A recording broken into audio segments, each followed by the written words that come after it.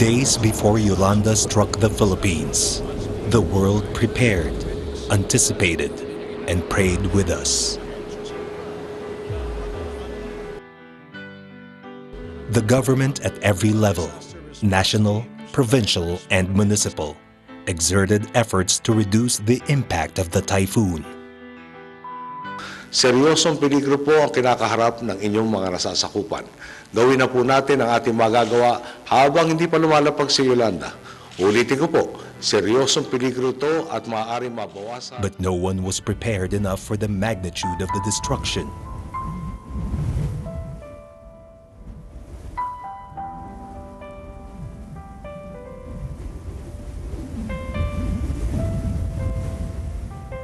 And the impact of the devastation Yolanda caused, as it ravaged through eastern, central, and western Visayas, southern Luzon, and the northern tip of Mindanao.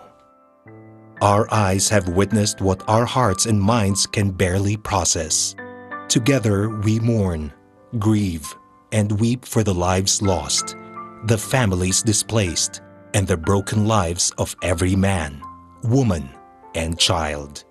The images were heartbreaking, but the numbers were far more gut-wrenching. Prior to the disaster, the main livelihood activities of the affected regions were agriculture, fisheries, and tourism. The economic output of these areas accounts for 17.4% of the national GDP in 2012. The elementary enrollment rate was generally high, with most near or above the national enrollment rate of 91.2%. Unfortunately, Yolanda hit some of the poorest provinces in the Philippines. As a result, the people of the affected regions have been relegated to an even worse poverty status.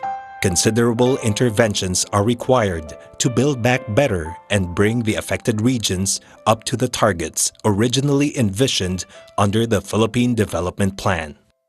Immediately after the typhoon, the national government agencies, foreign governments, local and international organizations, the private sector, and volunteers worked together in a concerted effort to provide food and nutrition, water, shelter, clothing, health and sanitation, and psychological support for the millions affected.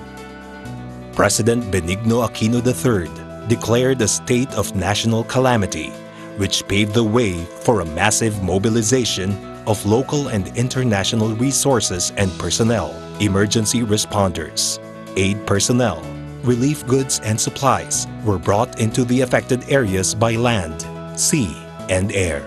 To unify and coordinate the rehabilitation and recovery efforts, the President appointed Presidential Assistant for Rehabilitation and Recovery Secretary Panfilo M. Lacson through Memorandum Order 62.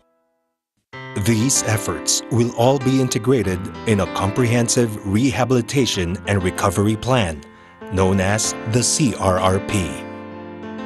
In order to put together the CRRP, PAR adopted the government cluster framework used in the past for rehabilitation and recovery. This framework pursues a consultative and participatory approach among government agencies and various stakeholders. Series of discussions took place, and local governments crafted the respective rehabilitation and recovery plans, together with the commitments and contributions of the private sector, international organizations, and other development partners.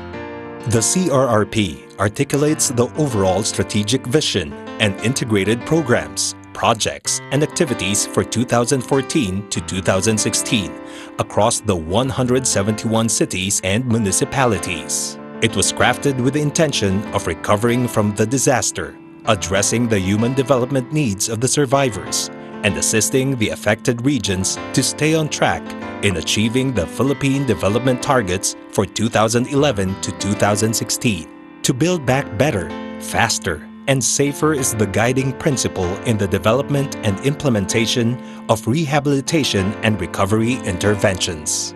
This principle takes into consideration the need for urgency while ensuring safety in implementing programs and projects. The CRRP contains key programs, projects and activities for the priority affected areas.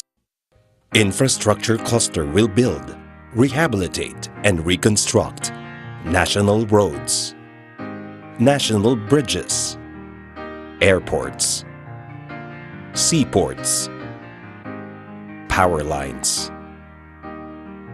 classrooms for basic and higher education, school buildings for state universities and colleges, local government halls, civic centers, community halls, irrigation systems, public markets, farm-to-market roads, water facilities, halls of justice, tourism facilities.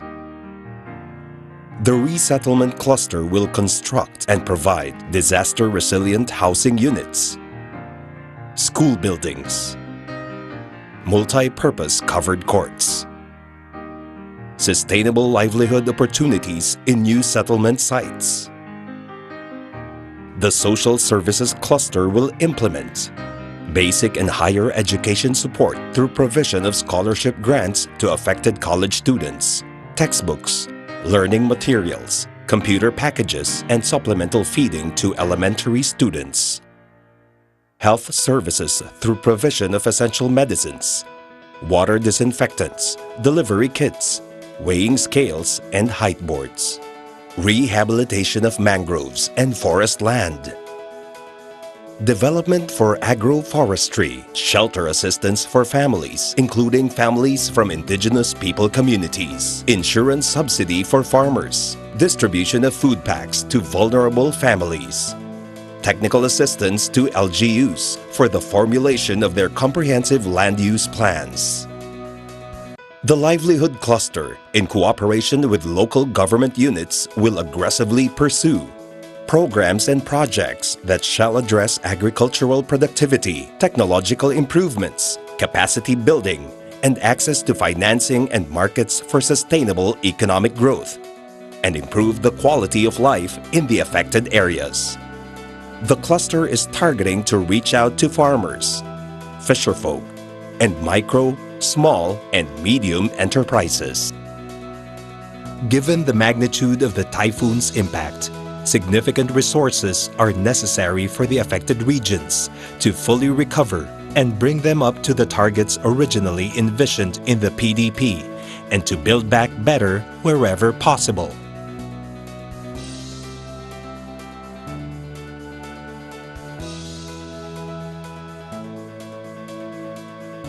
In a time of great crisis, the world responded to the call for help. There are no words to express our appreciation to everyone who, in ways great and small, have selflessly provided assistance and support to the affected communities. The memory of Typhoon Yolanda shall drive us ever forward to overcoming the challenges of rehabilitation. We shall continue to work together in improving the lives of our fellow Filipinos and ultimately build resilient communities.